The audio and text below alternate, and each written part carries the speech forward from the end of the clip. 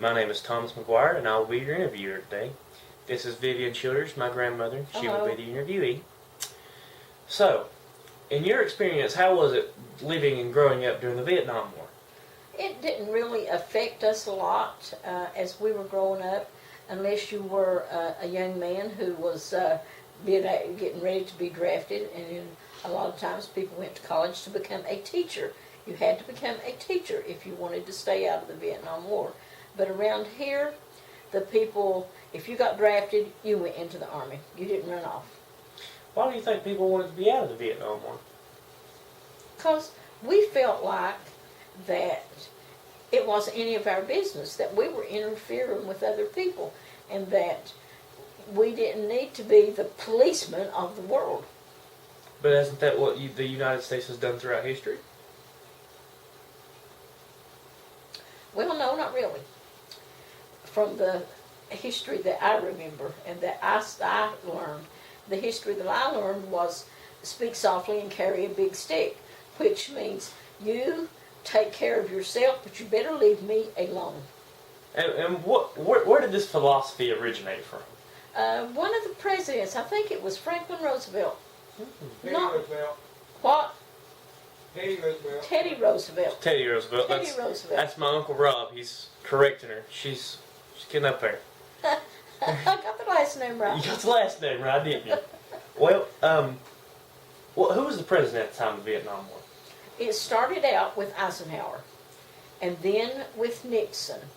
And when what I remember most was with Nixon. Eisenhower was before I was really paying that much attention to it.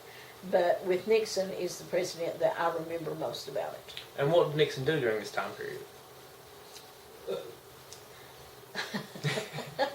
Nixon got into a lot of trouble.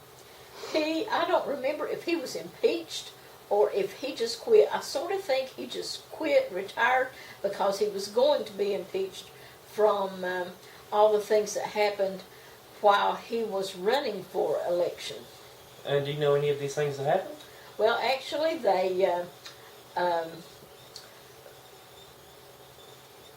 some of his people broke into the Democratic election headquarters to find out what their plans were, what they were going to do, so they could figure out how to beat them. And it all came out, and then he was elected by that time when it all came out. And but he left, and I can remember him walking out of the White House. I will cry.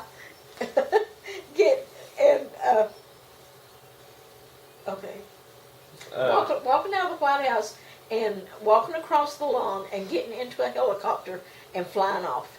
And he went back to California, where he was originally from, and we didn't really hear that much more out of Nixon after that. During the Vietnam War, how old were you when it started? Oh, I don't remember how old I was when it started. But I forgot, Kennedy was in that before Nixon too. And so he was part of the, people sending people over there.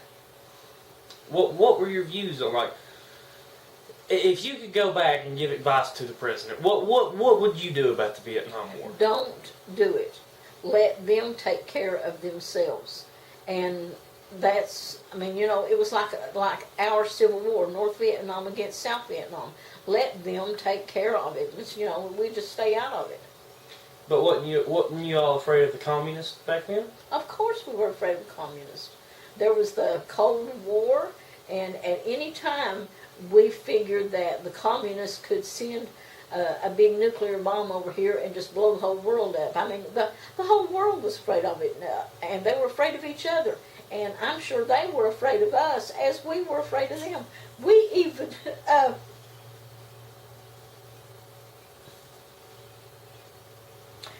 we even knew if we had a nuclear bomb, we'll cry again.